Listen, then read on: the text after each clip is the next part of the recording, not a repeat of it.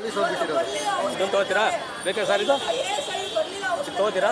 ಇದು ಕಳ್ಸರ್ ನಾನು ತೊಗೊಂತೀನಿ. ಈ ಕಡೆ ಬಂದ್ಬಿಡಿ. ಇವ್ರಿಗೆಲ್ಲ ವ್ಯಾಪಾರ ಮಾಡೋದು ಬಿಡ್ತಿರೋದು. ಇವತ್ತೇ ಗೇಟ್ ಓಪನ್ ಮಾಡಿರೋದು. ಈ ಹಾಲು ಮೊಸರು ಏನು ಮಾಡ್ಬೇಕು ಅಂತ ಗೊತ್ತಿಲ್ಲ ಸರ್.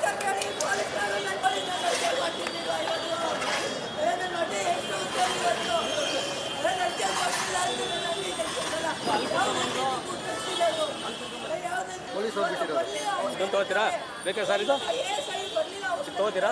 ಇದು ಕಳ್ಸರ್ ನಾನು ತೊಗೊಂತೀನಿ. ಈ ಕಡೆ ಬಂದ್ಬಿಡಿ.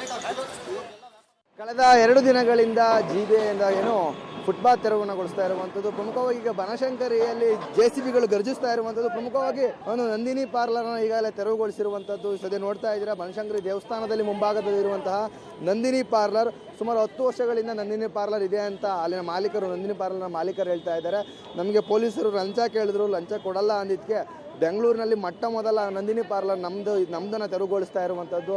ಸುಮಾರು ಲಕ್ಷಾಂತರ ರೂಪಾಯಿ ಸಾಲ ಸೂಲ ಮಾಡಿ ಬಂಡವಾಳ ಮಾಡಿ ವ್ಯಾಪಾರ ಮಾಡ್ತಾ ಇದ್ವಿ. ಸದ್ಯ ಏನು ನೋಟಿಸ್ ಕೊಡದೆ ದಿಢೀರಾಗಿ ಏನೋ ಈ ಒಂದು ತೆರವು ಕೆಲಸವನ್ನು ಮಾಡ್ತಾ ಇರುವಂಥದ್ದು ಒಂದು ಕಡೆ ಏನು ಅಂಗಡಿಯ ಮಾಲೀಕರು ಆಕ್ರೋಶನ ವ್ಯಕ್ತಪಡಿಸ್ತಾ ಇದ್ದಾರೆ. ಪ್ರಮುಖವಾಗಿ ಏನಂತ ಹೇಳಿದ್ರೆ, ಬೆಂಗಳೂರಿನಲ್ಲಿ ಸಾವಿರಾರು ನಂದಿನಿ ಪಾರ್ಲರ್ಗಳಿದೆ, ಆದರೆ ಏಕಾಏಕಿ ಬೆಂಗಳೂರಿನ ಮೊದಲ ನಂದಿನಿ ಪಾರ್ಲರ್ ಇದು.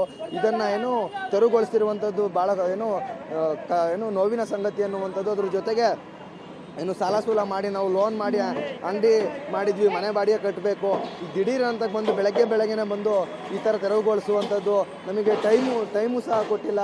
ಏಕಾಏಕಿ ಬಂದು JCBಯಲ್ಲಿ ಅಂಗಡಿನ ನಾಶ ಮಾಡ್ತಾ ಇದ್ದಾರೆ. ನಮ್ಮ ಕಷ್ಟ ಅವ್ರಿಗೇನು ಗೊತ್ತು ಅನ್ನುವಂಥದ್ದು ಒಂದು ಕಡೆ ತಾಯಿ ಸಹ ದೃಶ್ಯಾವಳಿಗಳಲ್ಲಿ ನೋಡ್ತಾ ಇದ್ದೀರಾ. ಅಂಗಡಿಯ ಮಾಲೀಕರಾದಂತಹ ಸುಮಿತ್ರಾ ಅವರಿಗೆ ಏನು ಕಣ್ಣೀರು ಆಗ್ತಾ ಇರುವಂಥದ್ದು, ಅಂಗಡಿಯನ್ನು ಕಳ್ಕೊಂಡು. ಏಕೆಂದರೆ ನಮ್ಮ ಮಕ್ಕಳ ವಿದ್ಯಾಭ್ಯಾಸ, ಮನೆ ಬಾಡಿಗೆ, ಲೋನ್ ಎಲ್ಲವನ್ನೂ ನಾವು ಇದರಲ್ಲೇ ಕಟ್ತಾ ಇದ್ವಿ. ಇದೀಗ ನಮಗೆ ಆಶ್ರಯವಾಗಿದ್ದಂತಹ, ನಮಗೆ ಆದಾಯದ ಮೂಲವಾಗಿದ್ದಂಥ ನಂದಿನಿ ಪಾರ್ಲರ್ ನಮ್ಮ ಅಂಗಡಿಯನ್ನು ತೆರವುಗೊಳಿಸಿರುವಂಥದ್ದು ಭಾಳ ಬೇಸರವಾದಂಥ ಸಂಗತಿ ಅನ್ನುವಂಥ ಮಾತನ್ನು ಸಹ ಹೇಳ್ತಾ ಇದ್ದಾರೆ. ನಮಗೆ ಬೇರೆ ಕಡೆ ಜಾಗವನ್ನು ಒದಗಿಸ್ಕೊಟ್ಟಿದ್ರೆ ನಾವು ಖಂಡಿತವಾಗಿಯೂ ಸಹ ಏನು ಅಂಗಡಿಯನ್ನು ಶಿಫ್ಟ್ ಮಾಡ್ಕೊತಾ ಇದ್ವಿ. ಶಿಫ್ಟ್ ಮಾಡ್ಕೊಂಡು ಏನು ಏಕಾಏಕಿ ಬಂದು ಈ ರೀತಿ ಮಾಡೋದು, ನಮಗೆ ಯಾವುದೇ ಜಾಗವನ್ನು ಸೂಕ್ತಿಲ್ಲ. ಜಾಗವನ್ನು ನಮಗೆ ಅನುವು ಮಾಡಿಕೊಟ್ಟಿದ್ರೆ ನಾವು ಅಲ್ಲೋಗಿ ಅಂಗಡಿಗಳನ್ನು ಮಾಡ್ಕೊತಾ ಇದ್ವಿ. ಆದರೆ ಏಕಾಏಕಿ ಬೆಳಗ್ಗೆನೇ ಬಂದು ಈ ರೀತಿ ತೆರವುಗೊಳಿಸುವಂಥದ್ದು, ಯಾವುದೇ ನೋಟಿಸ್ ಕೊಟ್ಟಿಲ್ಲ. ಪೊಲೀಸರು ಸಹ ನಮ್ಮ ಹತ್ರ ಲಂಚ ಕೇಳಿದ್ರು, ಪೊಲೀಸರು ಲಂಚ ನಮಗೆ ಕೊಡಲ್ಲ ಅಂದಿದ್ದಕ್ಕೆ ನಮ್ಮ ಅಂಗಡಿಯನ್ನು ಟಾರ್ಗೆಟ್ ಮಾಡಿದ್ದಾರೆ ಅನ್ನುವಂಥ ಮಾತನ್ನು ಸಹ ಹೇಳ್ತಾ ಇದ್ದಾರೆ. ಸದ್ಯ ಏನು ಈ ಅಂಗಡಿಯ ಮಾಲೀಕರ ಆಕ್ರೋಶ ಅನ್ನುವಂಥದ್ದು ಸುವರ್ಣ ನ್ಯೂಸ್ ಮೂಲಕ ವ್ಯಕ್ತ ಆಗ್ತಾ ಇದೆ. ಕ್ಯಾಮ್ರಾ ಪರ್ಸನ್ ಸತ್ಯ ಜೊತೆ ಸುಮನ್, ಏಷ್ಯಾನೆಟ್ ಸುವರ್ಣ ನ್ಯೂಸ್, ಬೆಂಗಳೂರು.